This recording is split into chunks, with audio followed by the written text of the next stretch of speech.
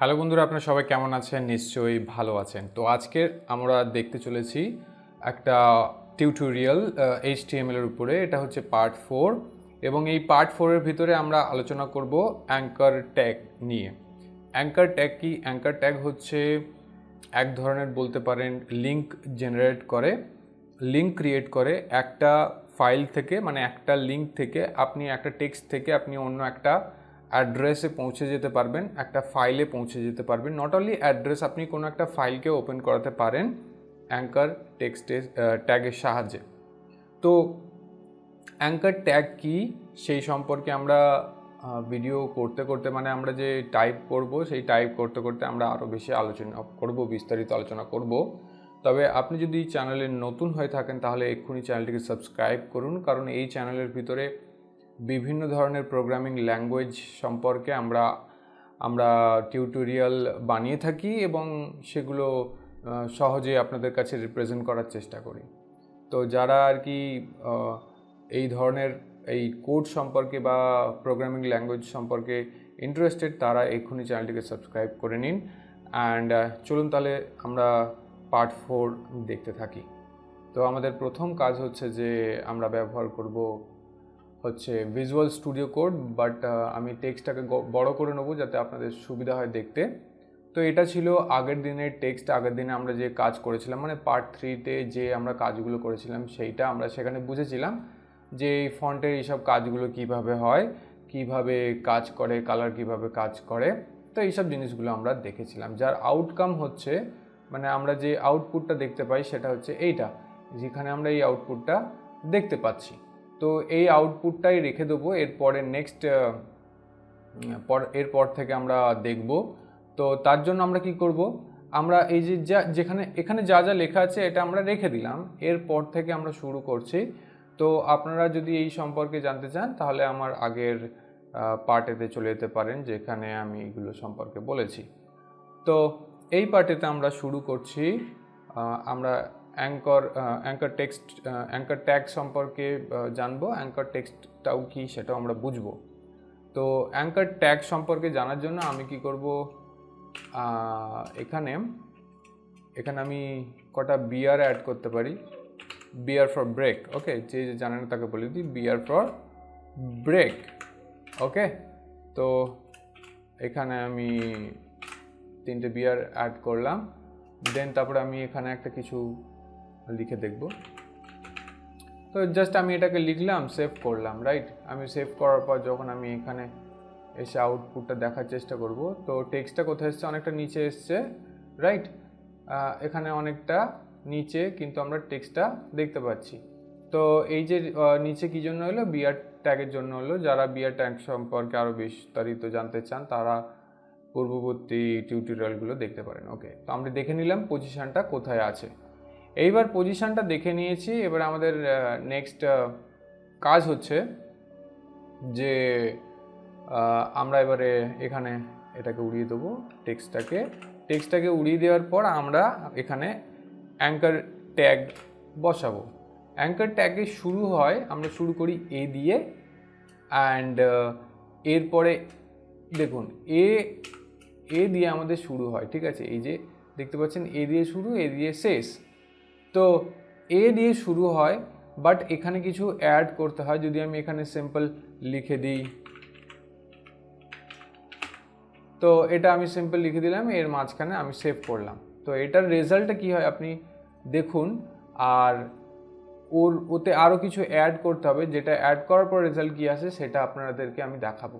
তো এটা আমি রিলোড করলাম। তো এটা কি কোনো লিঙ্ক হলো? এটা লিঙ্ক হলো না। এটা যেরকম টেক্সট সেরকম টেক্সটই থেকে গেছে, এটা কোনো লিঙ্ক হলো না। তো কেন লিঙ্ক হলো না? কারণ আমরা এখানে কোনো লিঙ্কই প্রোভাইড করিনি, তার জন্য এটা লিঙ্ক হয়নি।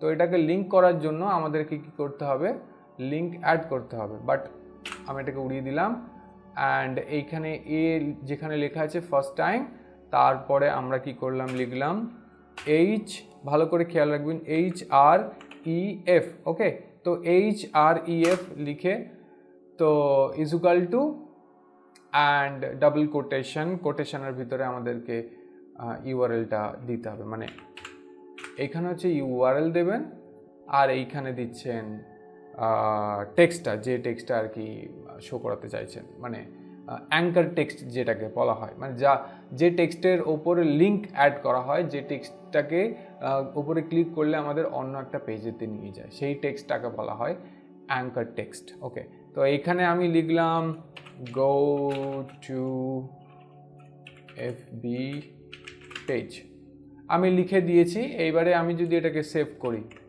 ঠিক আছে, আমি একটু একটু করে পার্থক্য বোঝাবো, তাহলে আপনাদের কাছে জিনিসটা ক্লিয়ার হয়ে যাবে। তো এটা হচ্ছে আমাদের পেজ, আমি এটাকে রিফ্রেশ করলাম, গো টু ফেসবুক পেজ। ওকে, তো গো টু ফেসবুক পেজ যখন হলো, এটা লিঙ্ক হয়ে গেছে, আমাদের লিঙ্ক ইন্ডিকেট করছে, মাউস যখন এতে যাচ্ছে টেক্সট, আর এখানে যখন যাচ্ছে লিঙ্ক হচ্ছে।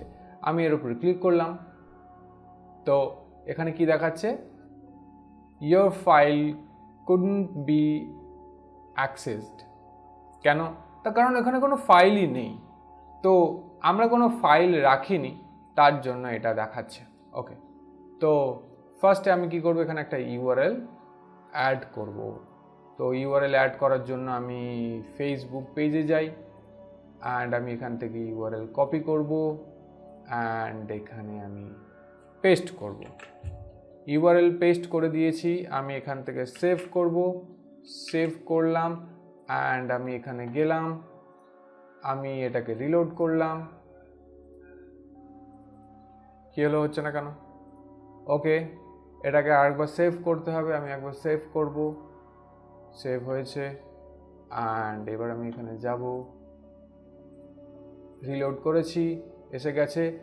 এইবারে আমরা কি করব, এই যে গো টু ফেসবুক পেজ যে ইউআরএলটা হলো, আগের বারে তো খোলেনি যেহেতু ফাইলটা মিসিং ছিল, আমরা ইউআরএল দিইনি তাই হয়নি, বাট এই সময় আমরা কি আমরা ইউআরএল দিয়ে দিয়েছি। তো আমি গো টু ফেসবুক পেজের উপর ক্লিক করব।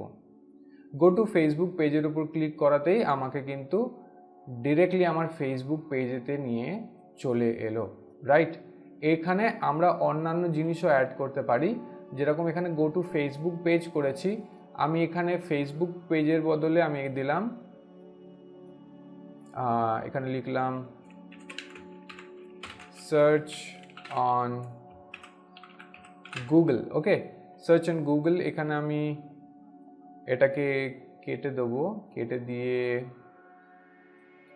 লিখব google.com। ওকে, রাইট, google.com। আমি এখানে সেভ করব ফাইলটাকে, ফাইল সেভ হয়ে গেছে। সার্চ অন গুগল যে অ্যাঙ্কার টেক্সট, সেই টেক্সটও আমি অ্যাড করে দিয়েছি, ফাইল সেভ করে দিয়েছি। এবার আমি ফিরে যাচ্ছি পেজেতে, অ্যান্ড এইখানে আমি এটাকে রিফ্রেশ করব, রিফ্রেশ করাতে সার্চ অন গুগল এসে গেছে, আমি এর উপর ক্লিক করব, আমাকে গুগলে নিয়ে চলে গেল। তো আশা করি বুঝতে পেরেছেন অ্যাঙ্কার টেক্সট কি এবং অ্যাঙ্কার ট্যাগ কিভাবে কাজ করে।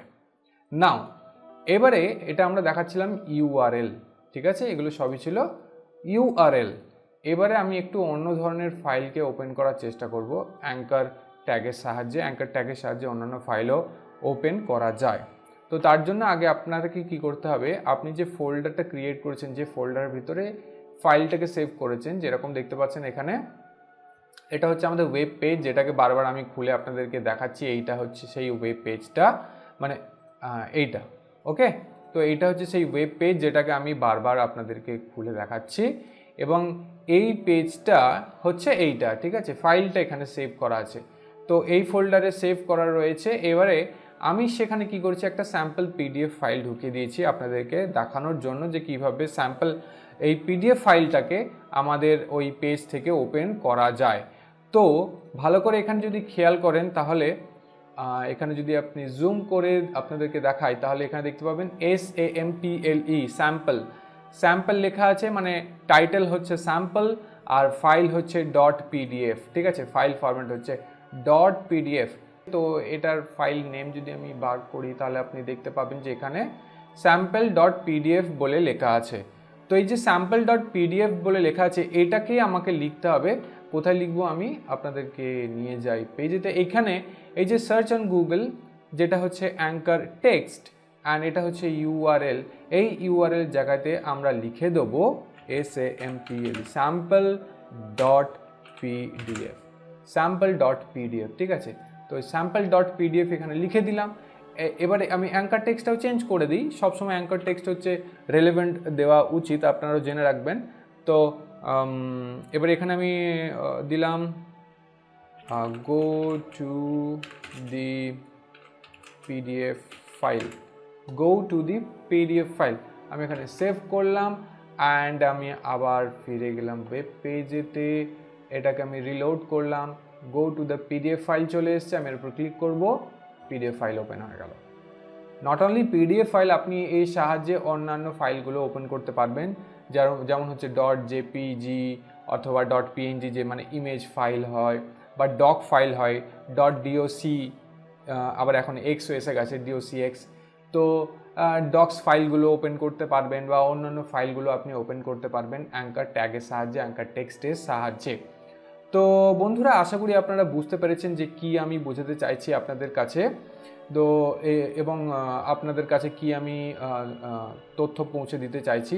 তো অ্যাঙ্কার ট্যাগ কিভাবে কাজ করে, অ্যাঙ্কার টেক্সট কিভাবে আমরা ক্রিয়েট করতে পারি, এটাই হচ্ছে এই পার্ট 4-এর মেন টপিক। তো আশা করি আপনারা বুঝতে পেরেছেন।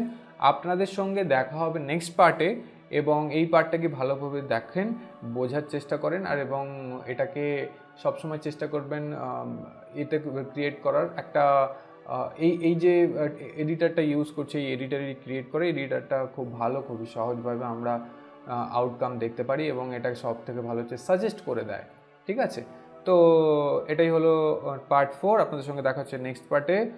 তো যারা এখনও চ্যানেলটিকে সাবস্ক্রাইব করেনি, এক্ষুনি সাবস্ক্রাইব করে দিন, ভিডিওটিকে লাইক করে দিন, শেয়ার করতে পারেন বন্ধুবান্ধবের সঙ্গে। আপনারা যদি আমার সঙ্গে সোশ্যাল মিডিয়াতে জুড়তে চান, তাহলে সোশ্যাল মিডিয়াতে চলে আসতে পারেন। আমার আইডিগুলো, ইউআরএলগুলো দেওয়া আছে ডেসক্রিপশানে। Thank you, goodbye, have a great day.